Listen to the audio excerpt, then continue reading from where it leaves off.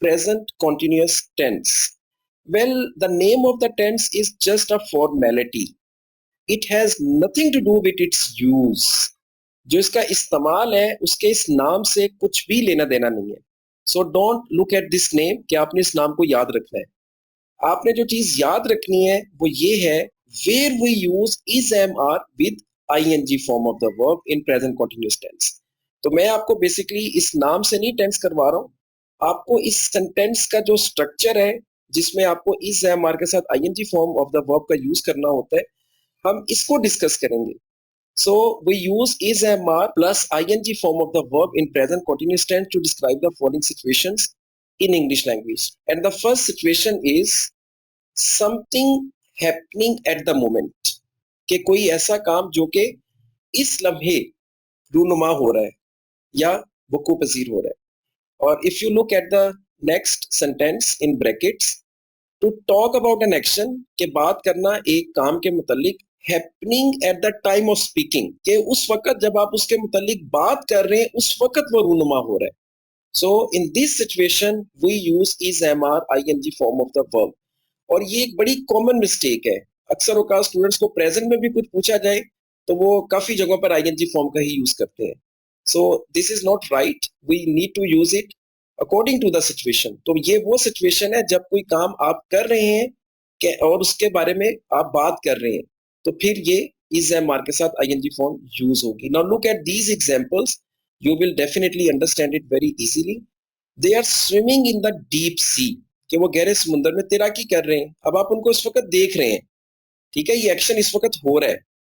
I am drinking hot coffee with snacks, कि मैं गर्म कॉफी पी रहा हूँ स्नैक्स के साथ. She is having shower in the bathroom, कि वो शावर ले रही है बाथरूम में. Kashif is preparing his maths assignment, कि काशिफ अपने असाइनमेंट मैथ की तैयार कर रहे हैं. You are eating my cake, कि आप मेरा केक खा रहे हैं. Mary is having breakfast in a room, कि मैरी अपने कमरे में नाश्ता कर रही है. He is joking with us, कि वो हमारे साथ मजाक कर रहे हैं. Children are playing football in the ground, के बच्चे फुटबॉल ग्राउंड में खेल रहे हैं. We are waiting for a turn in the queue, कि हम कतार में अपनी बारी का इंतजार कर रहे हैं.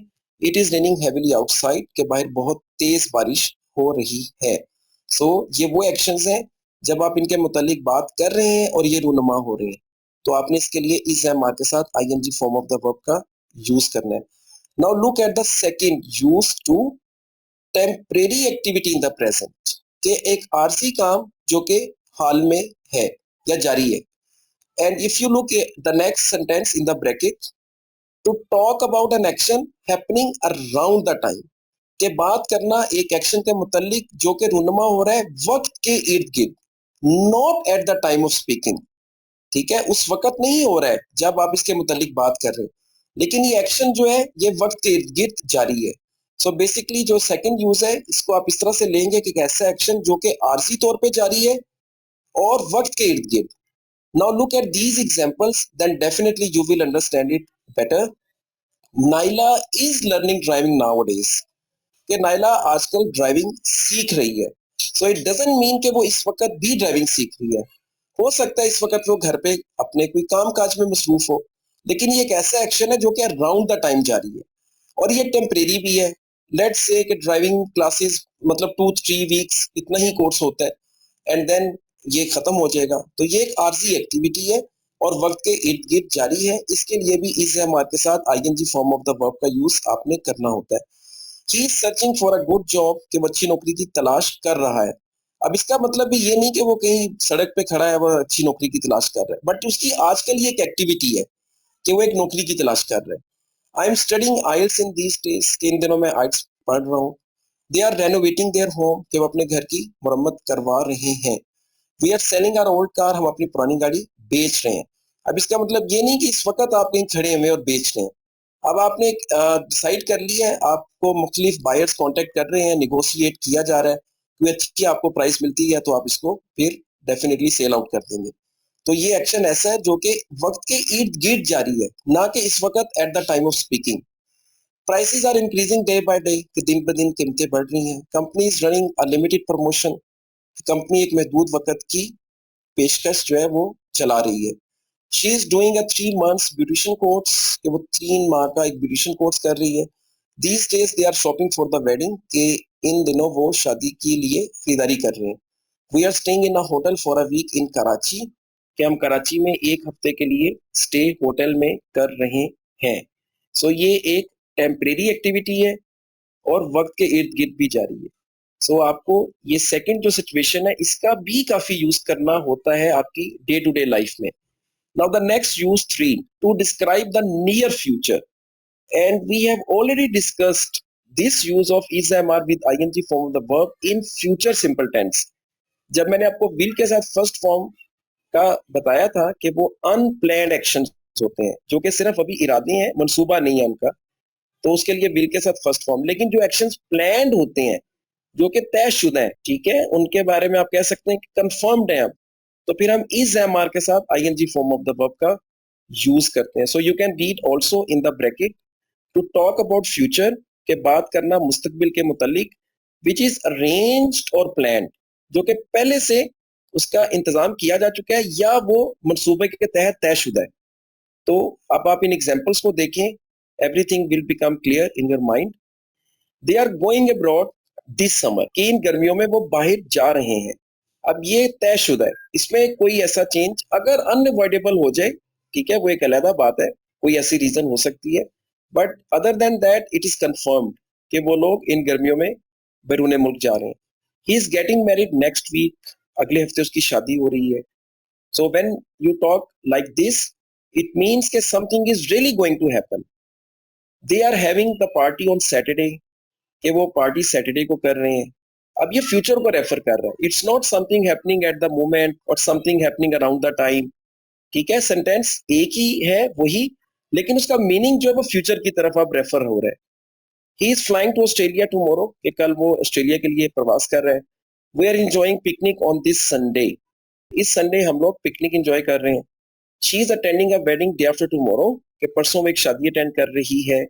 You are living tomorrow for Islamabad, कल आप इस्लामाबाद के लिए निकल रहे हैं. I am buying a brand new laptop very soon, कि बहुत जल्द मैं एक ब्रांड न्यू लैपटॉप खरीद रहा हूँ. We are watching a horror film tonight, आज रात हम एक डरावनी फिल्म देख रहे हैं. And he is celebrating his coming birthday in a restaurant, कि वो अपने आने वाली सालगिरह एक रेस्टोरेंट में मना रहा है. तो ये is am are I N G form of the verb का जो आपने 3 यूज देखे हैं, something happening at the moment, कोई ऐसा काम जो कि उस लम्हे जारी है जब आप उसकी बात कर रहे हैं, या फिर वो एक ऐसा एक्शन जो अराउंड द टाइम है, वक्त के इर्द गिर्द जारी है, या फिर अगर आप फ्यूचर को रेफर करते हैं जो कि तयशुदा है. तो इन तीनों सिचुएशंस में आप इज एम आर के साथ ING form of the verb का यूज कर सकते हैं. इसके बाद यूज 4 देखें, थोड़ा सा ये इससे हटके है. टू एक्सप्रेस इरिटेशन और फ्रस्ट्रेशन, कि आप बयान करते हैं कोई चीज जिससे आप तंग पड़ जाते हैं या जो चीज आपको गुस्सा दिलाए. टू शो योर इरिटेशन और फ्रस्ट्रेशन, कि जिसपे तंग पड़ते हैं या आपको गुस्सा दिलाती है, ओवर समथिंग, वो किसी चीज पर भी हो सकती है और सम बॉडी या किसी शख्स पर भी, इन द प्रेजेंट प्रेजेंट में. हम अक्सर औकात किसी बात पे जब अपने गुस्से का या अपनी नाराजगी भी कह सकते हैं, कोई चीज जो आपको बुरा या नागवार या नाखुशगवार भी आप कह सकते हैं जो गुजरती है, तो उसके लिए आप इस तरह का एक्सप्रेशन यूज करते हैं. जैसे आप इस सेंटेंस को देखें, number 1, she is always asking me stupid questions. It means कि वो हमेशा मुझसे अहमकाना सवाल पूछती रहती है. अब ये जो रहती है, ये इस चीज को आप कह लें कि शो कर रहा है, जो चीज आपको तंग या परेशान या गुस्सा दिलाती है, नागवार गुजरती है. इसी तरह कुछ और एग्जांपल्स देखें, आपको बेहतर समझ आ जाएगी. They are always coming late in the party, कि वो हमेशा पार्टी में देर से आते रहते हैं. He is always begging money from others, वो हमेशा दूसरों से पैसे मांगता रहता है. It is always making trouble for us, कि ये हमेशा हमारे लिए मसला पैदा करती रहती है. लाइक कोई मशीनरी है, कोई ऐसी चीज है जो आप इस्तेमाल में लाते हैं, तो आप कहते हैं हमेशा ये जो ना हमारे लिए मसला इसमें आता है. She is always listening to songs, वो हमेशा गाने सुनती रहती है. They are always telling lies, कि वो हमेशा झूठ बोलते रहते हैं. He is always giving lame excuses, कि वो हमेशा झूठे बहाने बनाता रहता है. It is always leaking water from the tap, यहाँ से हमेशा टैप से पानी लीक होता रहता है. She is always talking about her dresses, कि वो हमेशा अपने कपड़ों के बारे में बात करती रहती है. I am always opening the door, कि हमेशा मैं ही दरवाजा खोलता रहता हूँ। जैसे लेट्स से कोई एक शख्स घर में जब भी बेल हो तो उसी को जाना पड़ता है, तो वो तंग आ जाता है, कहता है मैं ही हमेशा दरवाज़ा खोलता रहता हूँ, कोई और नहीं जाता है। तो ये आपकी रियल लाइफ में जो इस तरह की सिचुएशंस होती हैं, उनके अंदर आपको इस तरह के सेंटेंसेस यूज़ करना है। कॉन्ट्रैक्शंस जो हैं, ये अब आपके लिए इस तरह से हैं कि जो हेल्प वर्ब है, इज़, एम, आर, उनको आप यूज़ करेंगे प्रोनाउंस के साथ। सो आई एम को अब आप आई एम, वी आर को वर, यू आर को योर, दे आर को देयर, ही इज को हीज, शी इज को शीज, और इट इज को आपने इट्स जो है इसको पढ़ना होता है। नेगेटिव कॉन्ट्रैक्शंस, इसमें अब आपने हेल्प वर्ब जो कि इज, एम, आर है, इनके साथ नॉट का यूज करते हुए, जैसे इज नॉट को इजंट, एम नॉट को एंट। एंट जो है ये इनफॉर्मल कंट्रैक्शन है, ठीक है, गैर रवायती है, फ्रेंडली एनवायरनमेंट में बोली जाने वाली है। एंड आर नॉट को आंट।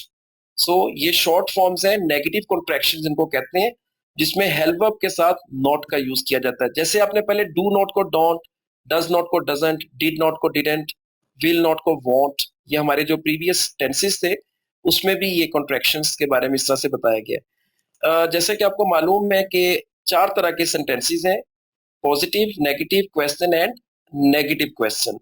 तो हर एक टेंस में आपको इसकी ग्रिप होनी चाहिए कि आप नेगेटिव्स भी बना सकते हो, क्वेश्चंस भी बना सकते हो। तो इससे पहले हमने जो देखे उसमें डू एंड डज, डिड और विल का यूज किया गया था। अब यहाँ पे इज, एम, आर है। Now look at this example, she is sleeping in her room, कि वो अपने कमरे में सो रही है। She isn't sleeping in her room, वो अपने कमरे में नहीं सो रही है। Is she sleeping in her room, क्या वो अपने कमरे में सो रही है। And isn't she sleeping in her room, क्या वो अपने कमरे में नहीं सो रही है। सो द वे सेम, ठीक है, जैसे आपने डू, डज, डिड वगैरह को यूज किया है, तो जस्ट अब आपने इज, एम, आर को यहाँ पे रिप्लेस कर देना है।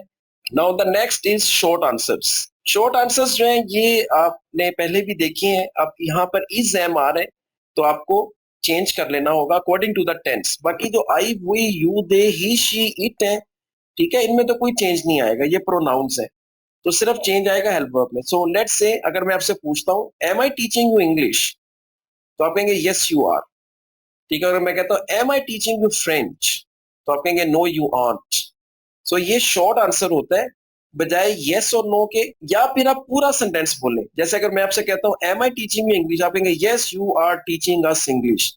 अब ये कंप्लीट सेंटेंस हो गया, ठीक है। इसी तरह नेक्स्ट देखें, आर यू वॉचिंग टीवी, अगर आपसे कोई पूछे आप कहेंगे यस आई एम, बजाय कहने के yes I am watching TV, पूरा सेंटेंस।